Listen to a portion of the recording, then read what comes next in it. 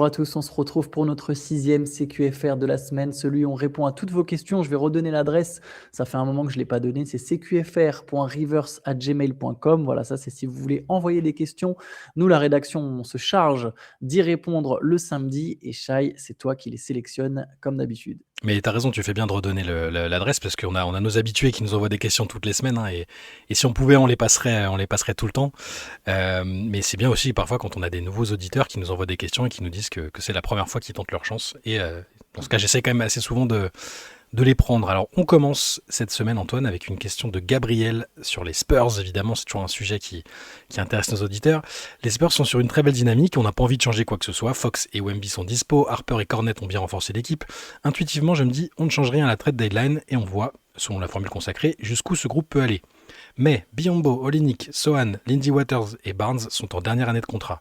Certes, seul un de ces joueurs fait partie de la rotation principale, mais se retrouver à l'été avec 5 places vides et un premier tour de draft, c'est chaud. Faut-il échanger les assets maintenant et risquer de déséquilibrer le groupe, attendre mais être obligé de travailler principalement sur la free agency, ou prolonger certains joueurs? À titre de comparaison, OKC a un seul joueur en dernière année, le français Ousmane Dieng. Tout est une question d'opportunité et de ce qui peut se présenter aux Spurs au moment de la deadline, en fait.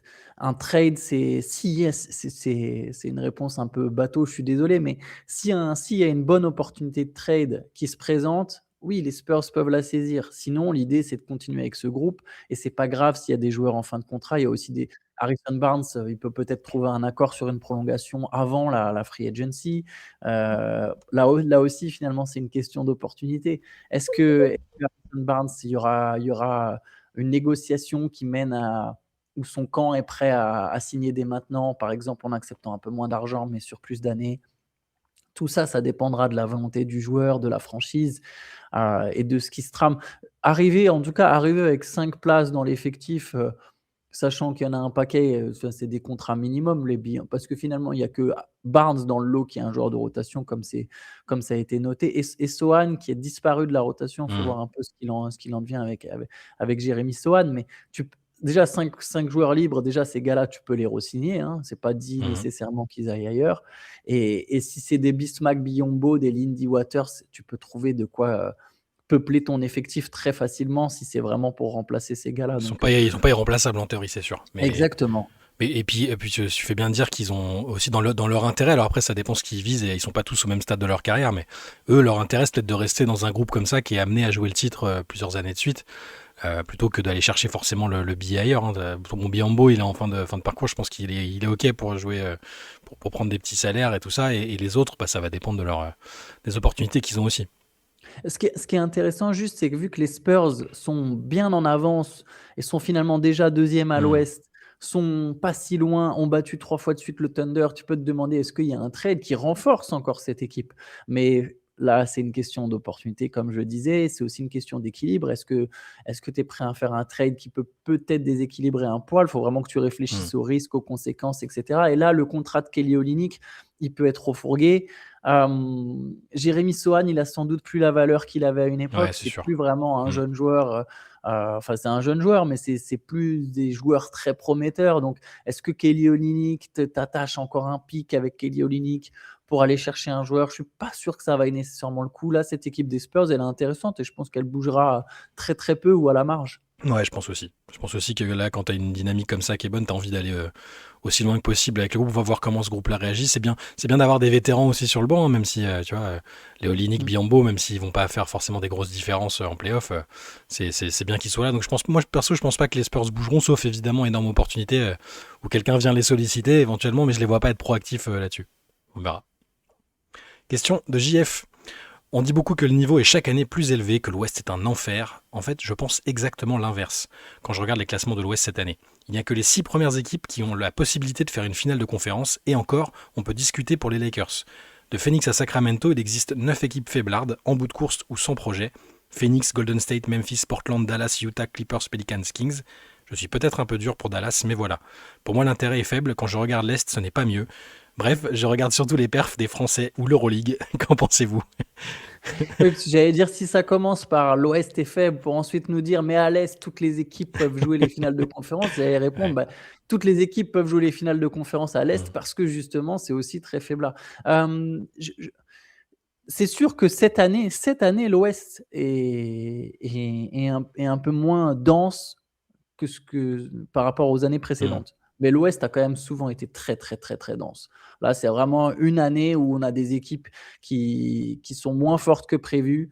Je veux dire, les Memphis est un peu dans une espèce de période de transition. Golden State déçoit. Phoenix est finalement meilleur que prévu, mais effectivement, c'est Mmh. pas c'est pas une équipe impressionnante. Dallas est moins fort que prévu. Même Portland a beaucoup de blessés, est moins fort que prévu. Les Clippers sont à la ramasse. Les Pelicans passent pas le cap. Les Kings sont à la ramasse. Mais cette conférence Ouest pouvait être beaucoup plus dense. Ça pouvait être une conférence vraiment très, très dense avec peut-être que juste Utah qui visait le bas du classement. Utah Mmh. qui est au final 12e pour l'instant.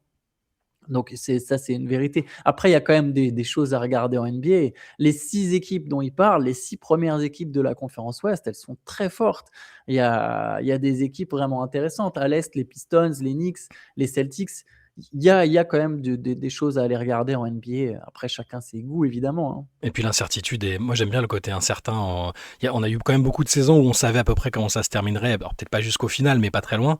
Là, moi j'aime bien ce côté incertain où il y a des équipes pas qui sortent de nulle part, mais qui sont meilleures que prévu, d'autres qui déçoivent. C'est aussi c'est le lot de la NBA. C'est ce qui fait que c'est sympa à suivre aussi. Et ça n'empêche pas, comme le dit JF à la fin, tu peux très bien regarder aussi l'Euroleague en même temps ou te concentrer sur le joueur français. Tout est possible en fait. C'est pas exactement les mêmes enjeux, les mêmes constructions d'équipe, tout ça. Donc prends tout, regarde tout et c'est très bien. Mais je comprends. C'est vrai qu'il y a un peu ce fait établi. L'Ouest, c'est beaucoup plus fort, c'est incroyable. Et là, ça veut pas dire que c'est pas fort, ça veut juste dire que c'est peut-être plus ouvert que d'autres années avec des équipes qui sont sur des projets de transition ou qui sont pas encore au niveau attendu et qui le seront peut-être en deuxième partie de saison, hein. On est que fin décembre là, hein. Ça peut encore. Il y a des équipes qui deviennent très très fortes et qui enchaînent des séries de victoires après des trades, ou juste après l'All-Star Game aussi. Ça peut jouer. Bob the Blond nous propose un petit tu préfères, enfin des petits tu préfères rapides avec 2 options à chaque fois, évidemment. On se projette facilement à la place des gens quand on en parle, et si on pouvait être dans leurs chaussures, comme dans un film nul de Noël du genre The Cobbler en 2014. Vous préféreriez, disons jusqu'à la fin de cette saison, être dans les chaussures de... Chaque fois, il y aura 2 propositions. Kawhi Leonard ou Joel Embiid, team genou.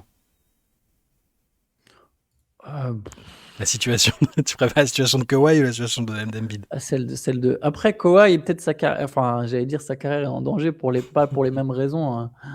Je dirais que Kawhi aujourd'hui est quand même un peu plus en forme. Par contre, il est sous la menace d'une éventuelle suspension, même si je pense que ça n'arrivera pas. Mais je dirais peut-être celle de Kawhi quand même. Puis il vit à Los Angeles, il fait beau.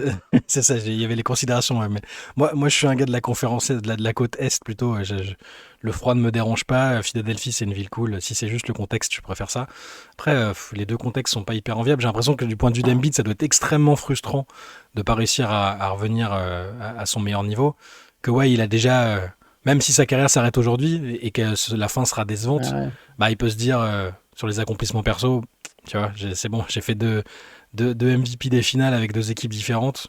Donc je dirais peut-être Kawhi pour le côté sérénité, mais ça se joue pas à grand-chose. LeBron James ou Cooper Flag, team génération. Deux générations différentes. Ouais, enfin, je sais pas, la carrière de LeBron James, c'est-à-dire si je suis dans les chaussures de LeBron James, c'est la carrière de LeBron James, T'es quoi. pas trop T'as mal. la carrière peut-être du plus grand joueur de tous les temps. Par Après, contre, c'est sûr que c'est Flag, t'as l'avenir devant toi, mais Flag, beau et apprécier beaucoup le bonhomme, il hmm, n'aura pas la carrière de LeBron James, hein. Je suis non, désolé a priori non, hein. d'annoncer ça aujourd'hui. Après, si t'es LeBron, par contre, t'es reconnu dans la rue instant. Ah Si oui, t'es ça, Cooper ouais. Flag, tu peux te balader dans quelques endroits sans être reconnu. On te dit vaguement le mec c'est un basketteur parce qu'il est grand, mais moi je prends Cooper Flag pour le relatif anonymat, tu vois. Parce que LeBron, il peut, enfin, aux États-Unis, il peut pas faire un pas en fait, je pense. Ah ouais, bah ouais. Bon, ça c'est. Bah, après oui, pour la carrière et les accomplissements, je prendrais LeBron sinon. Tu préfères Domantas Sabonis ou Lamelo Ball, Team SOS All-Star? 2 mecs qui vont pas être All-Star a priori.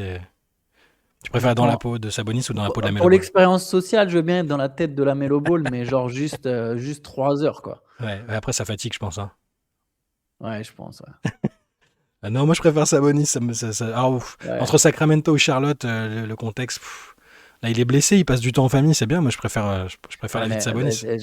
je voulais balancer une énorme phrase misogyne sur depuis Starting Five. Je veux pas être dans Ah, depuis la sa vie femme, de. oui. Ouais. Ah bah, disons qu'elle est Elle est moteur, elle est proactive dans la vie du couple et dans la carrière de son mari. Je pense que ça lui convient très bien. sans doute. Moi, je choisis Sabonis quand même. Ja Morant ou Zion Williamson? Team soufflet. Genre qui a commencé fort et qui a... Oh, Aujourd'hui dur. là, aujourd'hui là, tu te mets à la place de Ja ou de En Zion? plus, leur vie extrasportive est très compliquée aux Un peu deux. dissolu, oui. Franchement, ni l'un ni l'autre. Mais Zion, je crois encore en Zion un petit peu, Ouais, moi. ouais. Ouais, Peut-être pas à New Orleans, mais tu crois encore en Zion. un petit peu. J'ai dit un petit peu. Ouais. Ouais, je le prends. Tu vois, j'aurais pas grand chose à changer. Il est né comme moi un 6 juillet. On a des problèmes de malbouffe tous les deux. Bon, je vais choisir Zion, moi. Je préfère Zion. Tyronn Lue ou Doc Rivers? Team coach has-been. C'est dur C'est pour très Tyronn dur. Lue, C'est ça. très dur pour Tyronn Tyronn Lue. Lue est un des meilleurs coachs de la... Enfin, au moins était l'un des meilleurs coachs de la Ligue il n'y a pas si longtemps. Je ne sais pas si juste un début de saison raté peut suffire Hmm. à ce point le faire descendre dans la hiérarchie. Mais jusqu'à la fin de la Tyronn Lue. saison, sa position, elle est pas simple. Hein, Ouais. parce que c'était ça la question. C'était tu préfères, si tu te mets dans sa peau jusqu'à la fin de la saison. Mais je veux Mais dire, au moins, Doc Rivers, il peut coacher Yanis. Hein. Il y a des choses à faire, il y a de la matière à travailler. on Donc, peut coacher Yanis. Après, ouais. sur les accomplissements, je sais plus combien il est classé de Rivers au nombre de victoires en carrière. Il est pas trop Il est mal. haut classé, ouais. Voilà. Mais oui, non, c'est dur pour Tyronn Lue. Puis Tyronn Lue, il va au casino jouer au poker souvent. Voilà, je me reconnais sur une période de ma vie. Voilà. Klay Thompson ou Kevin Durant? Team Home Sweet Home. Klay Thompson, comment ça, home sweet home? C'est une bonne question. Il n'y a pas de la J'ai précision. pas compris pourquoi. Je sais pas, qui doit rentrer, qui devrait rentrer chez lui, mais où, je sais pas trop. Bah, on peut juste Je parler des préfère deux. être Kevin Durant dans tous les cas. Oui, moi aussi, de Klay Thompson à Dallas. Après, peut-être que les fans de Megan Thee Stallion préféreront être dans la peau de Klay Thompson, mais les Hoopers choisiront Kevin Durant peut-être pour la situation avec les Rockets, je pense. Donc je prendrai Kevin Durant. Et enfin, Nico Harrison ou Chauncey Billups, Team Fired? Au moins, Nico Harrison, il n'a pas d'ennui avec la justice.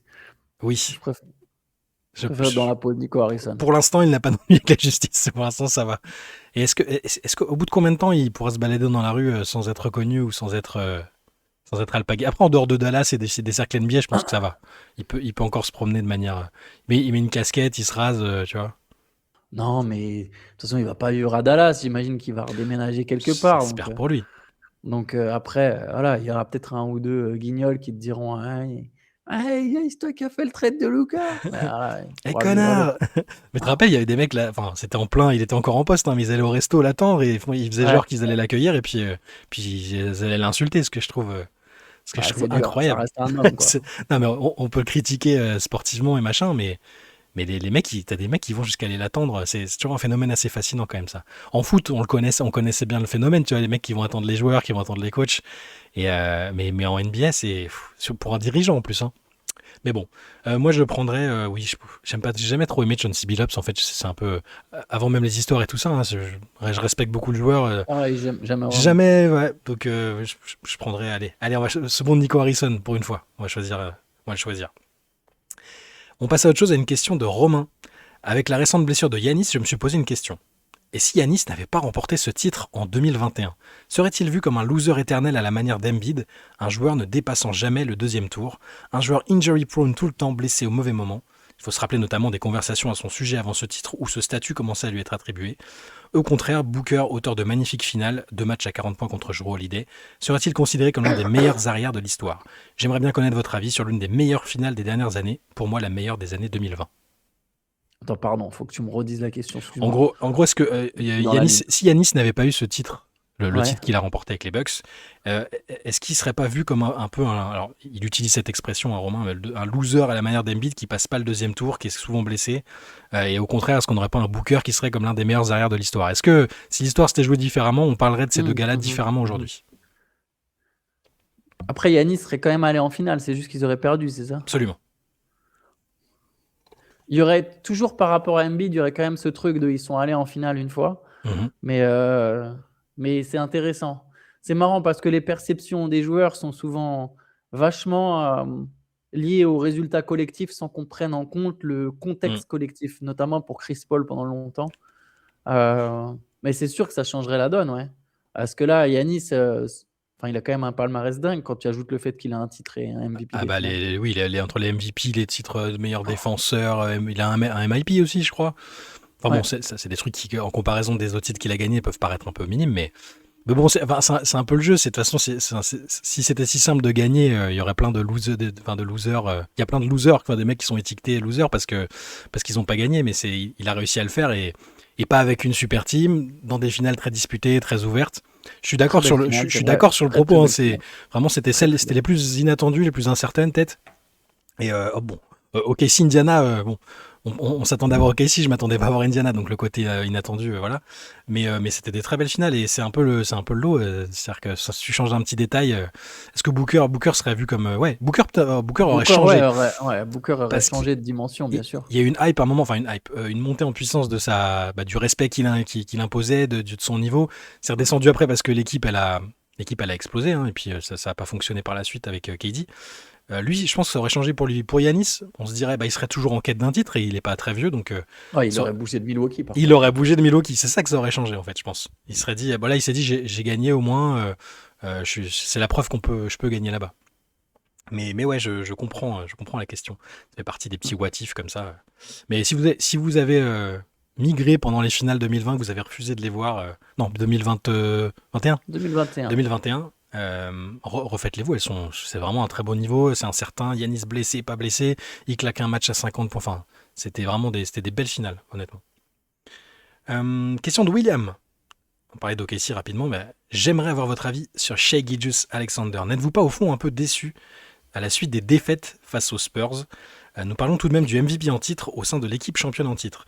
J'ose difficilement imaginer 3 défaites consécutives de ce type en plein prime pour Jordan, Kobe ou Curry, face à des Spurs certes sur une bonne dynamique mais très loin de leur plein potentiel. Si les Spurs sont déjà considérés comme prétendants au titre, cela renforcerait chez moi l'idée que la ligue n'est peut-être pas à son apogée, mais plutôt dans une phase de transition générationnelle, et ça expliquerait aussi selon moi le titre relativement étriqué du Thunder, une équipe pourtant très jeune. Alors est-ce que t'es surpris, déçu d'OKC et de Shai sur les derniers matchs? Déjà, il y a plusieurs choses. Déjà, je pense que oui, la ligue est dans une transition générationnelle, ça Mmh. c'est sûr. C'est évident, hein. C'est la fin de l'ère Curry, LeBron, Kevin Durant et c'est le début de l'ère justement et Shai, il est un peu dans une position un peu, bâtarde, mais à la fois, c'est celle qui lui permet de dominer aujourd'hui. C'est que lui, à 27 ans, quand certaines des futures stars sont beaucoup plus jeunes, des Mmh. futurs meilleurs joueurs de la ligue, lui, Jokic aussi et cetera. Enfin bref, mais oui, on est dans un changement de génération. Je suis pas sûr du pour Kobe, Curry là, non, désolé. Kobe, Curry, si on fouille dans leur carrière, t'inquiète pas qu'ils ont bien perdu 3 matchs de suite contre la même équipe. Ça a dû arriver Mmh. plus d'une fois même. Et après, je suis pas déçu pour revenir à la question, je suis pas forcément déçu de chez lui-même, mais je pensais que le Thunder quand même sur le troisième match Ouais. allait jouer avec beaucoup plus d'intensité que ça et allait pas se laisser encore une fois bouffer physiquement ou, heu, c'est un peu exagéré bouffer physiquement, mais dominé par les Spurs, ouais. Mais voilà, dans la comparaison, il nous demande est-ce que enfin, Jordan, Kobe ou Curry, même si ça leur était pas arrivé, en fait, et tu sais que j'adore chez Gilgeous-Alexander, hein, je l'aime beaucoup depuis longtemps. Je peux pas le mettre sur le plan de Jordan, Kobe ou même Curry. Enfin, Oui, tu bien vois. sûr, Donc c'est pas le même, ce sera un grand joueur de sa génération. Après, dans les classements all-time, même s'il ouais, dépasse ouais, les attentes, bien on n'est sûr, pas sur le même calibre de joueur non plus. On est tu as sur tout un à fait raison. superbe joueur, mais c'est pour ça que je suis pas déçu parce que je pense que ça, à moins d'être, et encore, même tu l'as dit, ça a dû leur arriver, à moins d'être dans la trempe de ces joueurs-là, c'est-à-dire des potentiels, des même sûrs top 15, top 10, top 15 all-time, ce que ne sera, je pense pas, Shea à la fin de sa carrière. Bah ça arrive à tout le monde en fait. Et là, c'est sur une période donnée. Si tous les ans en playoff, par contre, maintenant Shea et OKC se font latter par les Spurs, je serais un peu déçu, un peu surpris parce que je l'aurais pas vu venir. Ça, c'est autre chose. Mais non, individuellement, non, je le trouve justement, c'est sa régularité dans l'excellence qui fait que je trouve que c'est un joueur admirable. Donc non, je suis pas déçu après 3 matchs. Un peu surpris, comme toi, du troisième notamment, où j'attendais une réaction, mais je suis pas déçu. Question de Flying Flow. Sauf blessure ou retournement de situation, le trophée de MVP de la saison en cours devrait tomber dans l'escarcelle d'un joueur non états-unien pour la 8e année consécutive. Selon vous, parmi les joueurs stars US, lequel finira le plus haut dans le classement final du MVP de cette saison régulière? En gros, on acte que ce sera ou Jokic, ou Shea, ou personne d'autre, non? Enfin, parmi les non-états-uniens. Ouais, ce sera Jokic ou Shai. Je Ouais, pense que là, c'est quasiment je pense aussi, on est en décembre, mais à moins qu'il y ait une grosse blessure de l'un des deux, enfin, ou des deux. Par contre, il y a des Américains qui sont bien classés. On en a pas mal parlé cette Kate année. Mais Cunningham, je pense, sera le mieux j'aurais, classé. c'est Et ce que j'aurais dit. ça va se jouer entre Kate Cunningham et Jalen Brunson. Ouais. Jalen Brown aura des votes, hein, mais des votes un peu plus lointains, Oui, genre 7e, 8e. je- Enfin, ça dépend si les Celtics se maintiennent là. Ouais. Mais je pense que vu que Cunningham et Brunson, leurs équipes vont quand même continuer à avoir un bon bilan, ça sera l'un de ces deux-là. je suis totalement d'accord. Je pense que à un moment, bon, en début de saison, avant que ça rentre un peu dans le rang, Maxi était sur des stats assez folles et les Sixers étaient bien classés. Ouais, Ah, mais Cunningham, ils sont le premiers. MVP, ça vaut Ouais. rien Non, on est jusqu'au d'accord. 1er janvier, ça vaut rien en On est fait. d'accord. Mais je vois bien, ouais, Cunningham et Brunson, pareil, sauf blessure, ils finiront très haut à l'Est, peut-être aux 2 premières places avec leurs équipes. Ils ont le niveau All-Star, ils sont prolifiques. Je pense que là, je réfléchis comme ça, je vois pas d'autres joueurs américains. Bon, après, Anthony Edwards et Kevin Durant auront des votes, Ouais, mais ils mais je seront. pense qu'ils auront moins de votes par le principe que Hmm, l'Est, vu que tu es ouais. premier ou deuxième à l'Est, ça donne une autre impression. Tu es premier ou deuxième au classement, sans être nécessairement une meilleure équipe, ni un meilleur joueur que les autres de Houston Ouais. et de Minnesota. Faudra voir pour Edwards à l'Ouest. Enfin, faudra voir pour Edwards si sur sa deuxième partie de saison, mais je pense comme toi. Ouais. Je cherchais une question tu parlais de Jaylen Brown et je voulais peut-être du coup faire une transition et changer un peu le cours du truc, mais si je la trouve pas, je la retrouverai peut-être après. C'est pas grave, on va passer à autre chose. On va passer. Ah bah si, je l'ai retrouvé. Je vais les retrouver. Question de Thomas. J'ai eu la chance de découvrir la NBA en allant voir un superbe Celtics Sixers au TD Garden fin janvier 2020 en assistant à l'entrée de l'immense Taco Fall. Je me demande ce qui devient d'ailleurs Taco Fall. À l'époque, je ne connaissais rien de la NBA ou presque. J'appelais Anthony Davis le grand au mono-sourcil. J'ai adoré cette Mhm. expérience et je suis depuis avec attention cette ligue, grâce en grande partie à vous, avec une attention particulière pour les Celtics. J'ai par la suite découvert Larry Bird, Bill Russell et bien d'autres, ce qui m'a conforté dans le fait que cette équipe était parfaite pour moi. Cet amour pour la NBA aurait sûrement été différent si j'étais allé voir Charlotte-Washington à la place. Ça, il y en a beaucoup qui nous disent ça, genre tu tombes fan d'une équipe ou d'un joueur parce que t'es tombé sur ce match-là le jour où t'es allé voir. Donc ça, c'était pour la petite histoire. Voici ma question. L'une des interrogations de la saison en l'absence de Jason Tatum était de savoir si Jaylen Brown allait se montrer à la hauteur. Nous ne sommes pas encore à la moitié de la saison, mais on peut déjà dire qu'il a largement répondu présent, et même mieux que beaucoup ne le pensaient. Le retour de Jason Tatum ne pourrait-il pas casser la dynamique de Brown et ses nouvelles responsabilités temporaires ne pourrait-elle pas donner à JB l'envie d'avoir son équipe et donc de quitter les Seas? Je pense pas, moi. Moi, je pense Je pense pas. pas non plus. Je pense que au final, Jaylen Brown, il a même réussi à briller individuellement avec Tatum parce qu'il a été Bien sûr. MVP des Bah finales. oui. Donc, et je pense que jouer avec Tatum, ça lui rend la vie encore plus facile. Après, c'est sûr, il a peut-être un peu moins de possession. Et encore, Tatum est l'une des superstars qui est capable et qui joue off-ball, qui fait des efforts off-ball. Euh, j'ai commencé à écrire un papier sur Luka Doncic, est-il mauvais sans la balle, parce qu'il y a Sam Mitchell qui l'a allumé. Et ça m'a permis de me pencher sur certains trucs, donc je commençais à regarder des trucs comme ça. Et ça m'a fait penser au fait que Tatum est l'une des superstars qui pose des écrans pour les autres, qui coupe, qui joue quelques post-up, qui joue en spot-up aussi, en réception tir. Donc, il est capable de laisser, de toute façon, dans les deux, même s'ils n'ont pas une énorme synergie entre les deux, ils ont chacun montré qu'ils étaient capables de jouer ensemble et de briller individuellement ensemble.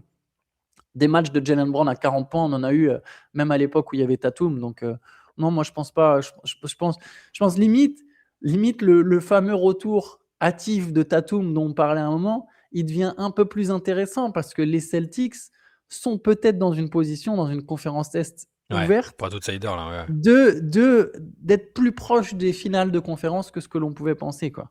Donc, non, je pense vraiment pas que ça va déséquilibrer. Moi, un temps, j'ai pensé que Jaylen Brown voudrait aller ailleurs et tout ça. Il était tout le temps dans les rumeurs de trade. Boston arrivait pas à gagner le titre, mais tu l'as dit, ils ont vraiment bien marché ensemble parce qu'il n'y a pas eu que le titre. Ils ont fait des finales NBA, ils ont fait des finales de conférence. Enfin, ils ont montré qu'ils pouvaient marcher ensemble. Et à partir du moment où ils ont surmonté et où lui, Brown a surmonté, il l'a dit, hein, c'était dur à encaisser la déception d'être tout le temps cité en trade. Il sait qu'il a été un peu utilisé même par la direction dans des quelques discussions. Au final, il est toujours là. Et je pense pas, non, je pense vraiment qu'au contraire, il doit attendre avec impatience le retour de son collègue. Je pense pour que Boston puisse peut-être jouer ce rôle d'outsider là. Et c'est vrai qu'il fait une très belle saison et on pouvait un peu s'y attendre. Et qu'il a eu les fameuses accolades, comme ils appellent ça, du MVP des finales. Je pense que ça aide un peu à nourrir l'ego aussi. et il est plus il a peut-être été un moment dans cette période où il s'est dit non mais moi peut-être que si je vais ailleurs, j'ai le même rayonnement et je peux faire gagner une équipe. Je suis pas sûr qu'il soit encore dans cette réflexion-là. Peut-être qu'on verra sur la suite de sa carrière, mais il a quel âge là? Il approche de la trentaine, non? Il a 29? 28? 28 ans. 28? Ouais. Attends, pardon, je te dis une bêtise. Il a 29 ans, pardon. Ouais, bon, il est encore, enfin, il est dans son prime, quoi. Il est dans son prime, ouais. Donc il a peut-être qu'après, il fera un choix de carrière, pardon, différent, mais moi, ouais, je pense pas que, dans tous les cas, que le retour éventuel de Tatum change quelque chose. Si Jalen Brown, son envie, c'est de gagner des titres, c'est pas dans son intérêt Ah d'être non, la faut seule qu'il reste star à d'une Boston. équipe. Je suis d'accord. Bah, bien sûr, parce que aujourd'hui, Jalen Brown, première option d'une équipe, tu te dis pas que c'est une équipe qui joue le titre. Non, je pense pas non plus.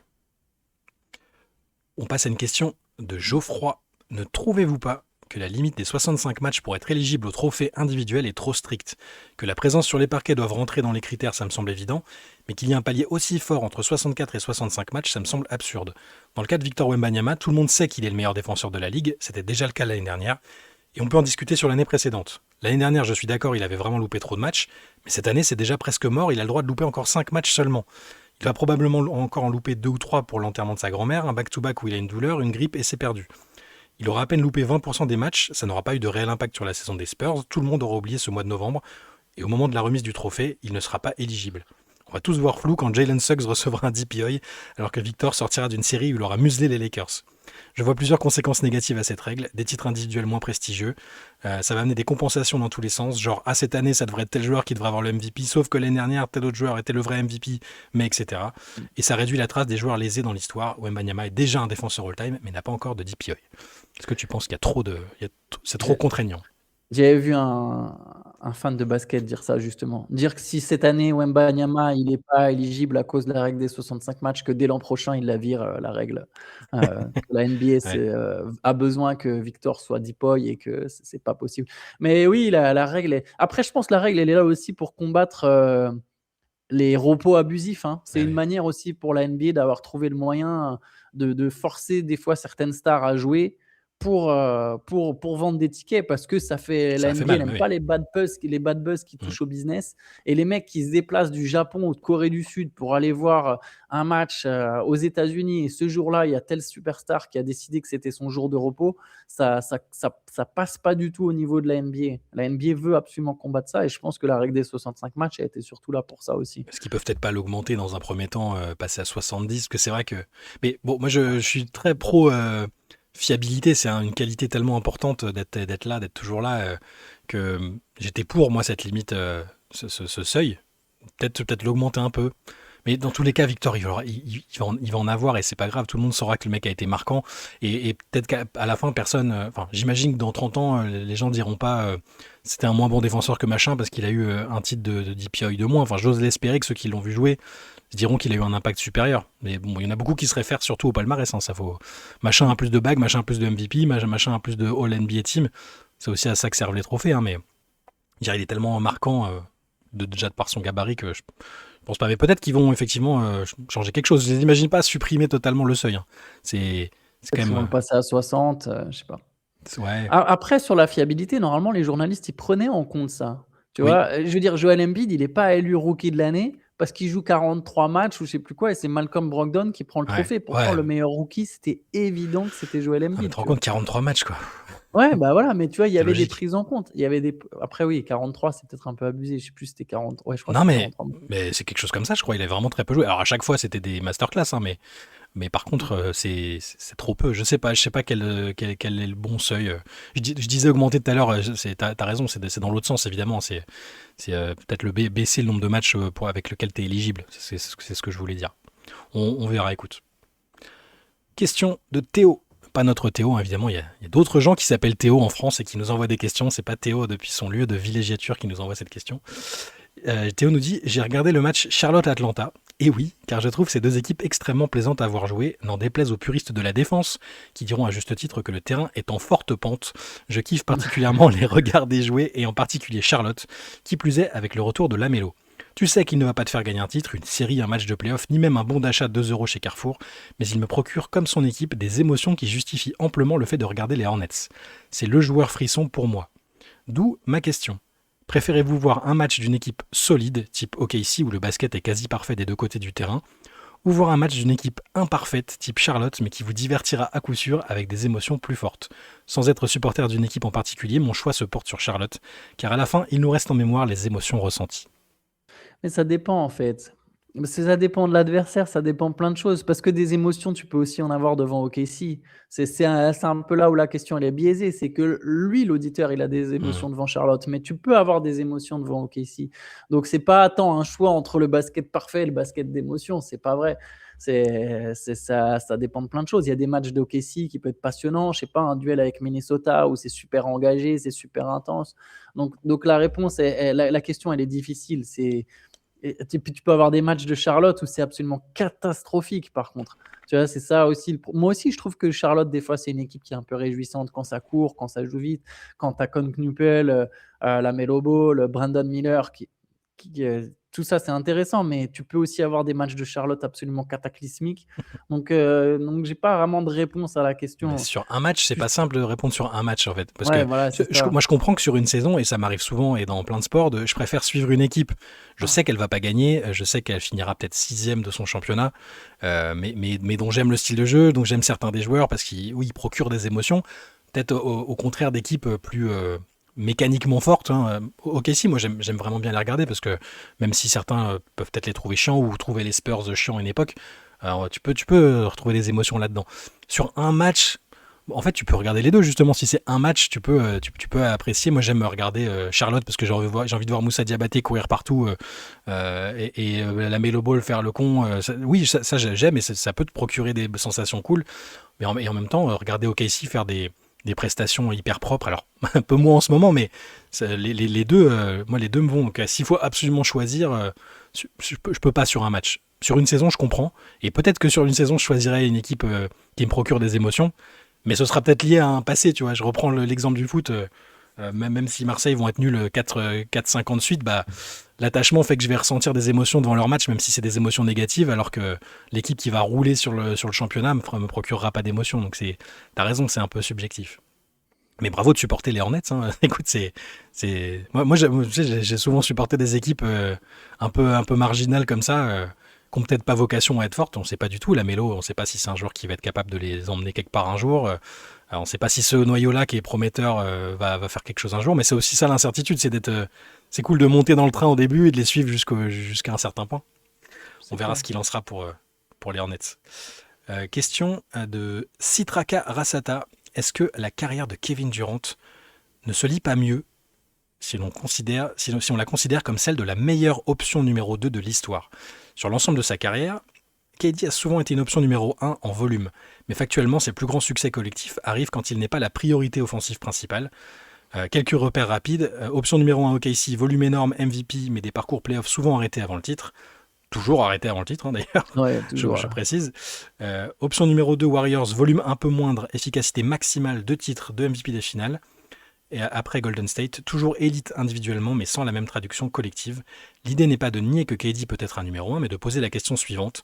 Quand il n'a pas à tout créer, est-ce qu'il ne devient pas le joueur le plus injuste possible dans un collectif? Et surtout, a-t-on déjà vu une option numéro 2 aussi forte dans l'histoire?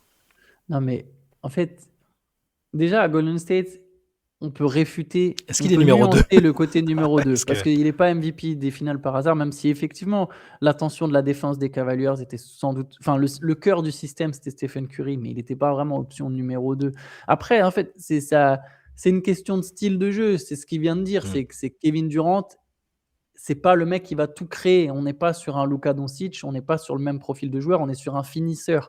Donc évidemment, c'est très intéressant d'avoir un finisseur de la qualité de Kevin Durant à côté d'un autre créateur qui serait potentiellement, mais ça veut pas. En fait, option 1, option 2, c'est un peu biaisé, quoi. Si Kevin Durant il joue avec Kate Cunningham, est-ce qu'il est l'option 2? Tu vois, un Kevin Durant Prime. Kevin Durant Hmm. Prime, là, tu le mets dans cette équipe des Pistons.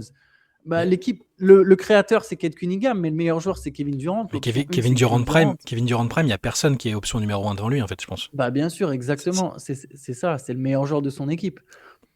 Après, est-ce que ouais, selon les équipes et les rôles et les périodes, tu peux discuter du statut de 1-2, mais est-ce que les joueurs, je sais même pas si dans les équipes en eux-mêmes, ils se disent, toi t'es l'option 1, toi t'es l'option 2, tu vois. Il y a un peu le Bah, côté bien qui sûr, va ouais. prendre le dernier tir dans un match ultra chaud.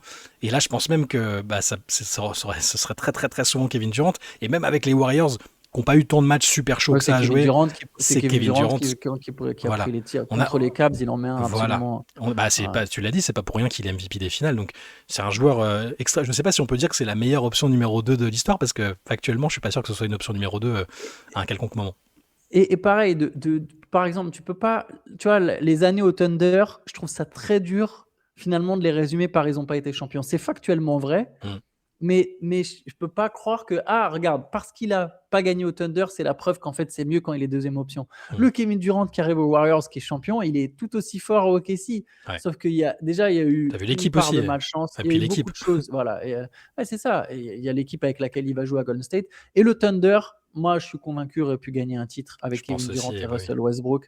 Et je parle même pas de avec James Harden. Je suis vraiment sur après, une fois que le trade Mm. est frais. Ils ont quand même fait une finale. Ils étaient super jeunes. En 2016, ils se cassent la figure, mais ils sont en train de dominer. C'est eux qui dominent d'abord les Warriors, Ouais. les fameux Warriors de 73 victoires. C'est le Thunder. Ils mènent 3, hein. Ils mènent 3-1. Ouais. Le Thunder de Kevin Durant et Russell Westbrook.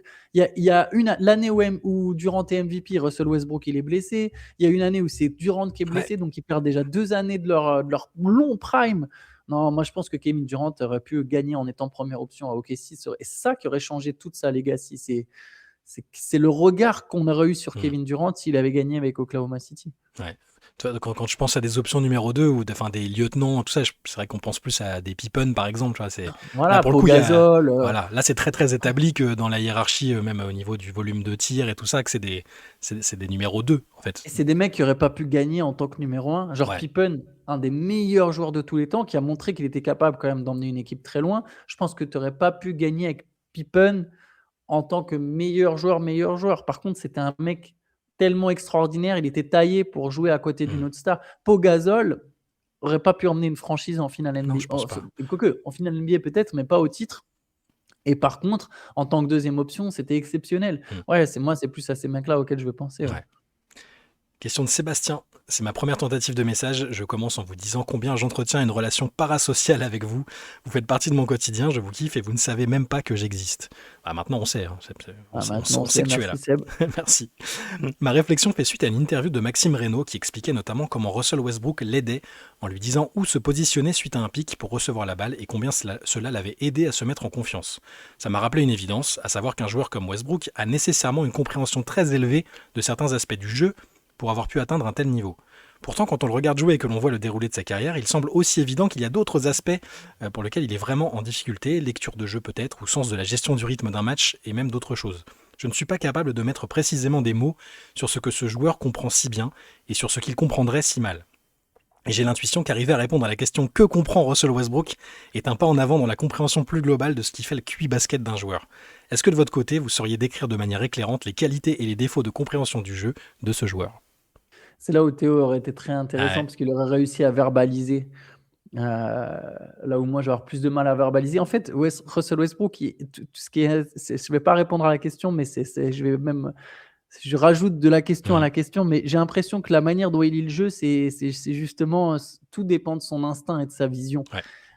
Et Russell Westbrook, il va toujours suivre son instinct pour le bien et pour son. Des fois, c'est pour son bien et des fois, c'est malheureusement au détriment de son équipe. Mais voilà, Russell Westbrook, c'est vraiment l'intuition du moment, l'instinct du moment. Et par contre, il a toujours été très bon avec ses intérieurs, toujours très bien combiné avec ses intérieurs, que ce soit Steven Adams, etc. Donc, ça ne m'étonne pas pour Maxime Reynaud. On voit justement à quel point Maxime Reynaud profite de la présence de Westbrook parce qu'il a toujours su trouver les bonnes combinaisons justement sur pick and roll. Après, sur ce qu'il comprend bien et ce qu'il comprend mal, je dirais que c'est plus. Ça rejoint son instinct en fait. C'est la manière dont il voit le jeu et dont il voit ce qui se passe. Je pense que c'est le terme, et c'est ça, c'est le ressenti qu'on a en voyant Westbrook depuis plus de 15 ans en NBA. C'est ça, c'est que c'est un joueur d'instinct, donc c'est surtout dans son prime, c'était fantastique à voir parce que t'as un joueur qui fait des choses spontanées, spectaculaires, parfois inattendues. Et parfois où tu as l'impression que oui, c'était peut-être pas la bonne lecture de jeu, mais Voilà, il fonctionne de cette manière-là, là où d'autres. Tu vois, un LeBron, par exemple, j'ai l'impression que c'est pas beaucoup vraiment. J'ai l'impression que dans son cerveau, il sait ce qui va se passer avant. Mm. Les lectures de jeu, elles sont quasi parfaites à chaque fois, presque depuis le début de sa carrière. Donc en ça, c'est des joueurs différents. Mais savoir vraiment spécifiquement quelle situation il comprend mieux que d'autres. C'est un mec, c'est un des meilleurs joueurs de tous les temps sur une liste élargie. C'est un Hall of Famer assuré. Tu peux pas en arriver à ce niveau-là et avoir cette carrière-là si t'as pas les bases de compréhension du jeu, et même une compréhension plus élevée que le commun des mortels. Tu vois, je pense que Westbrook, on l'a jamais vu dans l'analyse de contenu basket sur les plateaux ou quoi. Je crois pas l'avoir vu dans ce rôle-là. Ce serait intéressant de le voir comment il décortique des situations, comment lui il sent, ou si même dans l'analyse, c'est un consultant. D'instinct et qui va dire bah là ça se voit qu'il est pas bien, ça se voit qu'il a pas compris ça. Je serais curieux de voir ça. Après, à savoir exactement quelle chose il comprend et qu'il comprend pas. Moi, je vais pas oser, oser critiquer ou analyser le QI basket de Russell Westbrook. C'est vrai que parfois, et même pour l'avoir vu en vrai à la salle, t'as vraiment l'impression que il est parti, il part avec il a une idée sur le moment et ça va être de foncer et il va pas s'en départir et bah ça fait aussi son charme. Moi, c'est un joueur où je lui reprochais un peu ça peut-être à un moment de sa carrière et en fait faut juste accepter qu'il est comme ça. Tu vois, les Américains ils disent let Westbrook be Westbrook. Je pense que faut l'accepter comme ça avec certains joueurs parce qu'il t'apporte des choses extraordinaires. Westbrook même à ce stade de sa carrière et il a montré une capacité d'adaptation aussi qui est une forme Ouais, d'intelligence et de QI basket je trouve. T'as des joueurs, j'adore Carmelo Anthony mais je pense qu'il a jamais montré vraiment une capacité d'adaptation peut-être très très tard dans sa carrière très très tard, et ouais. Trop encore. tard. Voilà. Mais ça fait partie du QI basket de se dire bon maintenant je suis ce joueur-là, je suis dans telle équipe-là, il y a des joueurs qui fonctionnent comme ça autour, bah, je vais être plus un energizer. Westbrook il a embrassé ce rôle-là plusieurs fois je trouve depuis ces dernières années et ça c'est une forme d'intelligence aussi. Après c'est pas le meilleur vétéran de tous les temps, il va pas porter une équipe comme le fait LeBron ou autre, mais il y a cette intelligence-là quand même aussi, je trouve. On passe à une question de Castellar qui veut nous parler des Cavs. À l'heure où j'écris ces lignes, les Cavs sont à 16 victoires, 14 défaites. Je crois qu'ils en ont pris quelques-unes encore depuis que ce mail nous a été envoyé. Pas épargné par les blessures, la saison des Cavs est pourtant jugée décevante. En se projetant, je pense que vous partagerez mon avis, on peut les imaginer finir la saison entre 45 et 55 victoires pour prendre une fourchette assez large. Il s'agit de la 4e saison sous cette itération avec le quatuor Garland, Mitchell, Mobley, Allen. Ces 3 dernières années, Cleveland a fini à 51, 48 et 64 victoires. J'en viens à ma question. L'anomalie n'était-elle pas leur saison 2024-2025 et leur niveau réel n'est-il pas celui d'une bonne équipe de playoff plutôt que d'un vrai candidat au final NBA? C'est une vraie bonne question. Après, il y avait un truc, c'est qu'il y a eu l'arrivée de Kenny Atkinson en fait entre-temps Ouais. et que du coup, c'est la première saison avec Atkinson où ça marche très, très bien. Stylistiquement, ça a changé quand même. Exactement et c'était différent, exactement et du coup, tu peux te dire, est-ce que c'est vraiment une anomalie ou est-ce que c'est plutôt un changement de style et un changement de patte et qui laissait penser que les Ca après, un peu comme toi, moi, j'arrive pas à imaginer un monde où à la fin, c'est Cleveland qui soulève le trophée. C'est ça. C'est pas avec cette équipe-là. Après, du coup, candidat au titre, j'ai toujours trouvé ça un peu particulier pour Cleveland. J'arrive à imaginer les Knicks gagner la finale. Je ça Oui. il faudrait beaucoup de circonstances quand même. Enfin, il faudrait vraiment que les Knicks jouent leur meilleur basket, que Jalen Brunson soit extraordinaire, que Karl Anthony Towns, soit concentré, qui est en face, que ça rate un peu pour l'équipe de l'Ouest qui sera en finale. Mais j'arrive à imaginer les Knicks qui gagnent. Je me dis: «Il y a un scénario qui existe». Pour les Cavs, j'en ai aucun. Mais moi non plus, ça fait partie. Surtout les derniers champions, allez, on va dire les 10-15 derniers champions, même s'il y en a qui sont arrivés peut-être plus vite au titre qu'on le pensait ou qu'on créé la surprise, à chaque fois, je les envisageais. En fait. Les Cavs, bah, c'est vrai, c'est peut-être injuste parce qu'en plus, ils ont vraiment fait une superbe saison. Ça jouait bien au basket, c'était fort, hein, mais à chaque fois en playoff, la malchance, un adversaire qui a des match-ups qui leur sont pas favorables. Tu vois, là, les Knicks, alors on voit à chaque fois qu'ils jouent les Cavs, leurs intérieurs elles sont sous cette version encore, parce que c'est là-dessus qu'on nous pose la question. Sous cette version, je vois pas les Cavs être champions. Peut-être disputer les finales NBA s'il y a des scénarios Ouais, les favorables qui se NBA, trouvent. c'est possible, C'est bien possible. sûr. Mais en face, Mais c'est-à-dire que tu dois te taper OKC ou Denver ou d'autres forts, même Minnesota qui a fait les finales de conférence.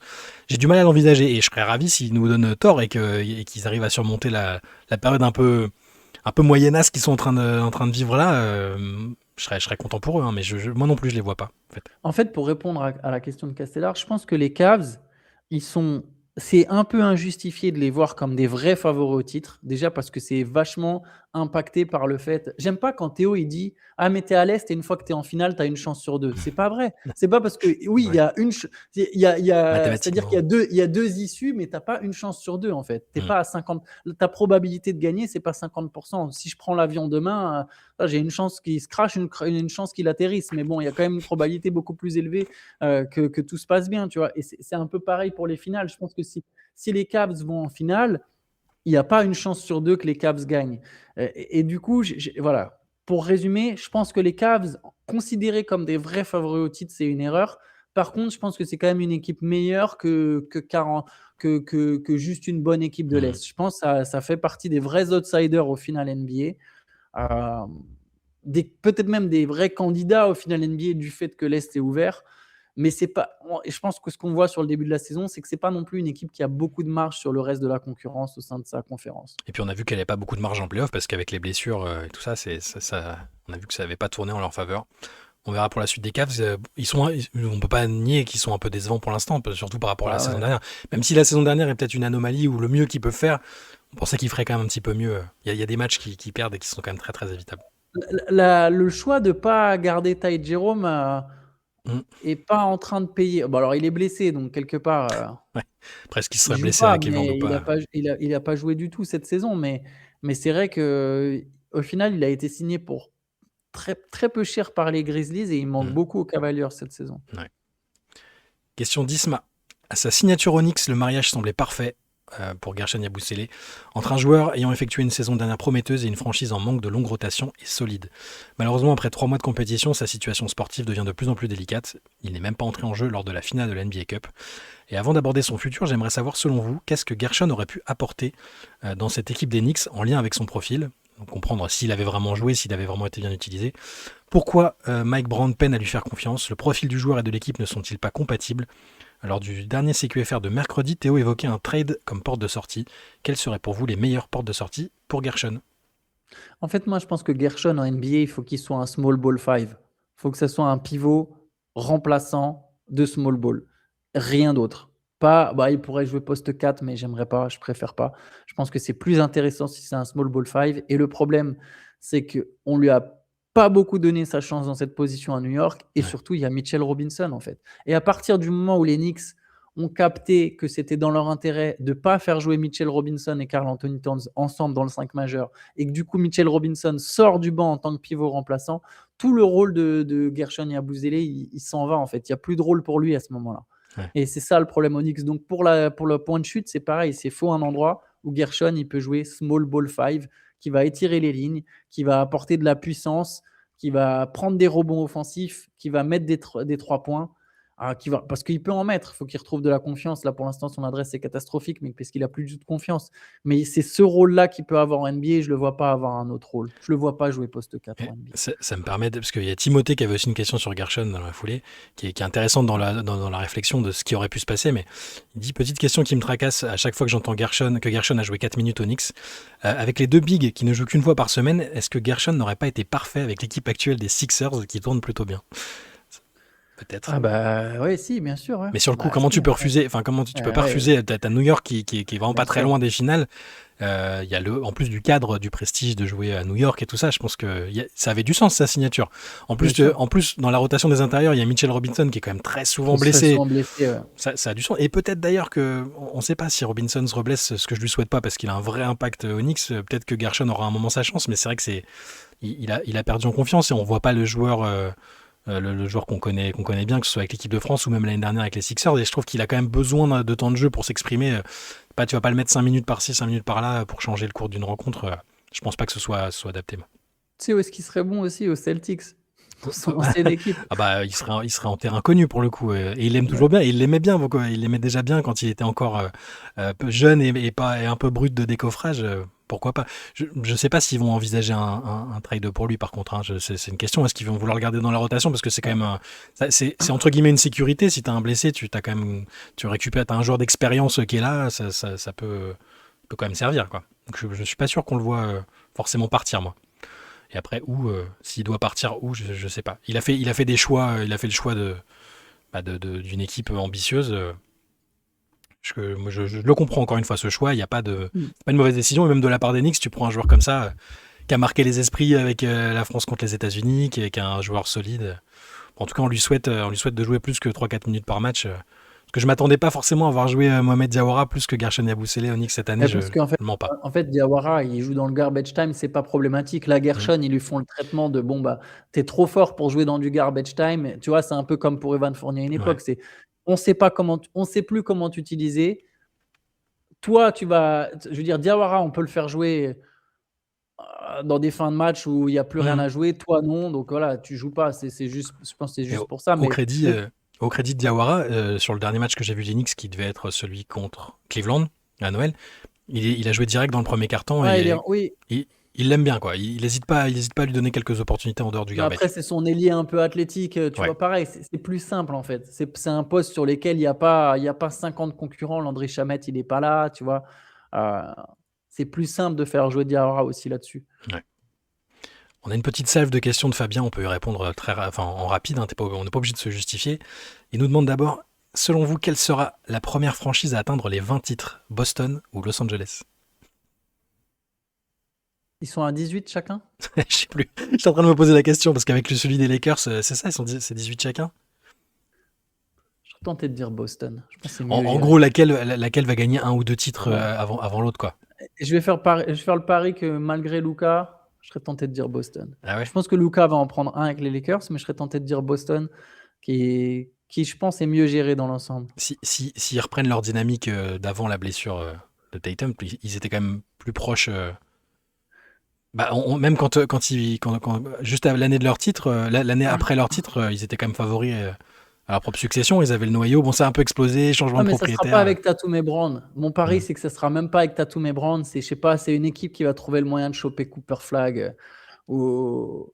Ouais, Les Celtics, ils vont trouver un moyen de rebondir à un moment. ouais. Je pense que les Lakers seront les premiers à 19 et les Celtics seront les premiers à 20. Ok. Voilà. Voilà, du coup, Mais ça va projetait. arriver dans longtemps. Hein. Dans Oui, longtemps. c'est ça.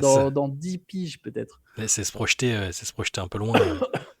Les Celtics sont bien à 18 titres et je vérifie si les Lakers sont aussi. Je crois qu'ils ont. En fait, dans ma tête, ils en avaient maintenant, un de les moins. Lakers, ils doivent en avoir un moins, vu que le Boston a gagné en 2020. C'est ça. Non, 18. Ah, mais attends, ils comptent. C'est quoi, NBL? Ils en comptent un? Non, en NBA, c'est 17. Ouais, donc, ok. Ouais. Donc, ça vraiment, Oui, dans ça ce va dans cas-là, le sens. les Lakers seront peut-être les premiers à 19. Peut-être même ils en prendront 2. Je suis pas certain qu'ils en prendront 2 avec Luka, mais on verra. Mm. Mais les Celtics seront premiers à 20. Parce qu'il y a un moment, ils vont trouver un truc. Je sais pas, JD Bonsa, il est de Boston. Cooper Flag, il est du Maine. Ils vont trouver un moyen. Il y aura un truc qui fait que les Celtics, ils vont repartir à un moment fort. Ouais. Question suivante. Victor Wembanyama finira-t-il sa carrière avec plus ou moins de titres de MVP que Nikola Jokic? Moins. Moins. Oui, je vais dire moins aussi parce que Jokic va, je pense, peut-être En avoir 4. en prendre. Oh oui, je pense qu'il en aura au moins 4. S'il Je veut, dirais que Wembanyama en aura 3. Ouais, c'est mon pari. c'est pas mal. Mais faut se rendre compte de la difficulté que c'est de gagner plusieurs titres de MVP. Donc c'est pour ça que je me dis ça. Il faut pas que ce soit une quête absolue. Je pense aussi que Jokic en aura plus et que Victor en aura plus qu'un, mais peut-être moins que Jokic. Quelle ville aura le plus rapidement sa franchise? Las Vegas ou Seattle? Les deux en même temps. Alors, sur les derniers podcasts que j'avais écoutés, je crois que c'était Bill Simmons qui disait que Vegas, ça rentrait un peu dans le rang dans les discussions et que le faible succès des matchs de la NBA Cup là-bas faisait que l'enthousiasme autour de Vegas comme ville NBA était un peu moins élevé. Qu'en plus sur le marché, alors c'est pas les mêmes chiffres, attention, hein, mais les Aces, ils arrivent à valoriser leur franchise WNBA au-dessus du milliard et que ça fonctionne bien et qu'il y a moins le besoin pour les investisseurs de rechercher quelque chose là-bas. Donc je dirais Seattle où il y a vraiment, je pense que Seattle c'est sûr de toute façon. Seattle c'est sûr et puis il y a plein de projets en même temps qui veulent essayer d'atterrir là-bas. Ça paraît une évidence. Vegas un tout petit peu moins, mais ta réponse de base, les deux, je pense qu'ils vont peut-être y arriver en même temps. S'il y a vraiment l'expansion dans les 2-3 ans, au bout d'un moment ça va se faire et probablement les deux en même temps. Ils sont censés en discuter en 2026. Ouais. Quel sera le prochain changement de règle majeur en NBA? Alors là, je sais pas. Qu'est-ce qui va changer? Qu'est-ce qu'ils avaient dit qui changerait? Alors là, j'avoue que... En fait, ça dépend ce qu'on appelle majeur. Ça veut dire quoi, majeur? Ou pas majeur. Hein. Qu'est-ce qu'ils vont, qu'est-ce qui a l'air d'être leur projet qu'est-ce qu'il a dit Je Silver sais lors des pas. dernières sorties? Il a très bien commencé, Adam Silver, et je trouve qu'il est sur un espèce de run un peu plus délicat. Qu'est-ce qui te chiffonne C'est des petits trucs, c'est vraiment des petits détails que tu mets bout à bout, tu vois, des gestions de choses. Mais je sais pas quel sera le prochain changement de règle. Honnêtement, allez, j'en ai aucune idée. on va faire Joker sur celle-là. Le record de tir à 3 points de Stephen Curry sera-t-il un jour battu? Un jour, oui, mais combien de temps, ça, on n'en sait rien. Mais un jour, oui. Moi, je pense, parce que si on va toujours dans le sens Ah ouais. d'un volume plus élevé, Curry, ses premières saisons, il a été pas mal blessé. Donc, même s'il finit tard et qu'il a une belle carrière, je pense qu'il y a des joueurs peut-être qui prendront et mettront plus de tirs. Par contre, ça va falloir peut-être un petit peu de temps quand même. Ça va pas être tout de Ouais. suite. Un mec très fort à 3 points, hein. La prochaine, c'est simple, la prochaine superstar qui est vraiment très très forte à 3 points. Ouais, et qui a une carrière. Avec une Voilà, vraie carrière, ouais. ouais, vraiment, une vraie carrière d'icône, quoi. Mais parce qu'en soi, je vais pas dire que Con Knuppel va être une icône, mais le démarrage, s'il est pas souvent blessé, il commence à 19 piges et qu'il joue 15 ans, il Ouais, mais est-ce va. qu'il aura le volume pour vraiment Non, je sais tenir pas. sur la durée, quoi. Non, je réfléchissais, mais là, c'est le mec qui a mis le plus de paniers à 3 points le plus rapidement. Donc, c'est pour ça que je me base juste sur la cadence, mais bon, de toute façon, c'est Il a fait surhumain. 2 fois moins que Stephen Curry. 29 contre 58. Mais Curry, sa Ouais. saison rookie, c'est pas la même époque, quoi. Non, c'est ça. Parmi les franchises qui n'ont jamais été championnes NBA, laquelle le sera en premier? Faut me redonner la liste. Quand Je jamais l'avais été vu. championne, Donc il y a Indiana. Alors Orlando, attends. Indiana, Il y a Orlando, Orlando, Indiana. Sacramento, Memphis. Ce sera pas Sacramento. Non, c'est pour ça que je cherche dans Ça les sera pas Memphis. dans les possibles. Moi, j'ai envie de dire Orlando juste par fanboyisme pur et dur. Mais Il y a Charlotte, Charlotte, Brooklyn. ouais, Brooklyn, ils sont loin. Hein. Ils sont loin de Les gagner le équipes titre. de Minnesota. Minnesota. Ouais, non, ils considèrent pas que Ah ouais, non, ils considèrent pas c'est que pas les Timberwolves. C'est pas c'était. Oui, pour l'équipe. la franchise en tout cas, les Timberwolves n'ont jamais gagné le titre. Donc entre Minnesota, Orlando. Phoenix. Phoenix a jamais gagné un titre. Ouais. Oh, Phoenix. Phoenix, c'est une belle cote. Mais c'est pas pour tout de suite du coup. A priori. Ouais. Maintenant, on a vu que ça pouvait aller ça pouvait aller un peu plus jamais vite. gagné, je pense. Utah n'a jamais gagné, non. Et les Clippers. Ah ouais, non, les Clippers, c'est sûr. Les Clippers, c'est sûr. Il n'y a pas de finale NBA non plus pour les Clippers. Ah, c'est dur. C'est une équipe de l'Ouest, je fais le pari. Entre les Clippers, les Suns ou les Timberwolves. Moi, je vais dire une équipe de l'Est et je vais mettre Orlando méthode Coué pour au moins qu'ils retournent en finale à un moment et peut-être gagner enfin un titre. J'ai trop envie de tenter le truc improbable de dire les Clippers. Je vais dire les Suns, allez. Ouais. Ouais, ça travaille bien. Quoique, ils ont un avenir dégueu. Attends, que c'est bien, non, c'est pas possible. Ah, je sais pas, c'est dur, hein. À Orlando, c'est. En fait, Orlando, je pense que dans cette configuration-là, ils peuvent pas gagner. Et vu que c'est jeune, eux, ça va être eux les plus compétitifs dans les 5-6 ans à venir. Ouais. Mais ils seront bloqués par le fait que justement la formule, elle marche pas à un moment ou à un autre. Alors que tu vois, Phoenix, Minnesota, Anthony Edwards, quand même. Il faudrait voir. Ouais, je sais pas. Minnesota, c'est peut-être pas un mauvais pari. Hein. Ils sont quand même pas si loin que ça des finales de conférence. Ils sont à un joueur. Ouais. Un meneur. Un meneur correct. Ou même pas forcément un meneur, juste ouais. un autre scoreur, je pense, meilleur que Julius Randle. On passe à la dernière question du jour, Antoine. Question de Mehdi. Question sur James Harden. Dans leur dernier top 10 consacré à leurs unpopular opinions, Bastien et Alex de Trash Talk ont débattu d'une take d'Alex. Harden ne serait pas apprécié à sa juste valeur par rapport à sa carrière, ce qui selon lui l'amène à être sous-estimé par la plupart des observateurs et des fans NBA. S'il précise bien qu'il trouve que c'est un leader dégueu, qu'il a souvent eu tendance à sortir des perfs assez douteuses en playoff, il juge que c'est un incroyable joueur qui aura une immense greatness, mais craint qu'elle soit jugée un peu injustement. Ma question est donc, quel est votre avis sur cette unpopular opinion au sujet de James Harden ? Je suis assez d'accord. Je suis même plutôt d'accord. Je pense que c'est... Déjà, c'est un joueur qui a inspiré énormément d'autres joueurs. Ouais, on s'en rend pas forcément compte, ça, quand tu vois des jeunes qui arrivent. Toutes les stars NBA actuelles ont quand même été inspirées par James Harden offensivement. Il a un peu le délit de sale gueule. C'est pas un joueur facilement appréciable. C'est en plus un mec qui a pas toujours été bon en playoff, mais justement, parce qu'il est pas apprécié, on veut aussi dépeindre un mec qui a été complètement mauvais en playoff, ce qui est pas vrai. Hmm. C'est pas vrai, il a pas été complètement mauvais en playoff. Par contre, il est passé à côté de plein de matchs et de moments importants et c'est ce que tu demandes à une superstar. Donc c'est quelque part, il n'était pas taillé complètement pour ça. Mais ouais, j'aurais tendance à être d'accord dans l'ensemble. Parce que ça voudrait dire quoi être sous-estimé en fait? C'est-à-dire, est-ce que dans des classements all-time, il sera trop Individuellement, bas? non, moi Ouais. je pense que c'est sur son talent individuel. C'est Hmm. pas tant sur les. Parce que sur les classements all-time, j'aurais du mal à mettre James Harden Bah non ouais, plus quand même. super haut. Évidemment qu'il aura les stats et les accomplissements en saison régulière, mais c'est pas un hasard non plus s'il s'est planté plusieurs fois en playoff. Et je pense qu'il y avait Mais effectivement quelque chose qui pointe. Mais sur son niveau individuel, je pense qu'il sera quand on sous-estimé. pense Le à niveau qu'il a. ouais, Prime James Harden avec les Rockets quand ils vont chatouiller les Warriors, alors pas forcément en playoff, hein, mais sur le niveau qu'il avait sur ces années-là, Mm. c'était violent. Allez, tu reprends ses moyennes, les matchs qui claquent offensivement, c'est un des meilleurs attaquants de tous les temps.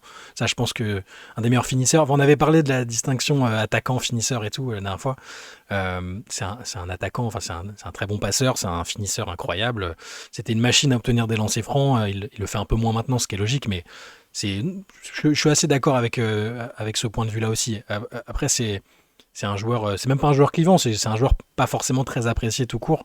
Je pense que tu demandes, faudrait faire un sondage de popularité. Il n'est pas extrêmement populaire parce que les gens s'attachent aux accomplissements collectifs, ils s'attachent à la beauté du style. C'est peut-être pas, c'est pas le joueur le plus Ouais, divertissant à c'est voir. insupportable à regarder. Ouais, Les Rockets, mais insupportable. ouais, je pense que c'est quand même une référence pour plein de. Il y a plein de joueurs là qui arrivent en NBA qui disent qu'Harden a été une référence pour eux, hein, qui se sont inspirés de lui. Non, c'est un joueur marquant de sa génération de toute façon, et il ira au Hall of Fame par exemple. Si ça, il serait sous-estimé si des gens, si des gens osent imaginer il mériterait pas le Hall of Fame. Par contre, ça, ce serait le sous-estimé. Mais et voilà pour notre ami James Harden. On s'arrête là, Antoine, pour cette semaine. Merci pour toutes vos questions. Elles sont encore très nombreuses. Et il y en a encore quelques-unes en magasin qu'on n'a pas pu poser. Mais faites comme le font plein d'entre vous et insistez. Renvoyez le mail avec je retente ma chance si la question vous tient à cœur. Si vous avez d'autres idées de questions, n'hésitez jamais. On les posera à un moment dans le CQFR du samedi. Ah ouais, bah Shai, t'as tout résumé, merci beaucoup. On se retrouve lundi pour un CQFR. Demain, il y a la 100e du Hoop Culture, donc épisode spécial avec un invité spécial. Allez checker ça sur la chaîne Basket Session. Et je vous dis bon week-end à tous. Ciao, ciao. Ciao, bon week-end.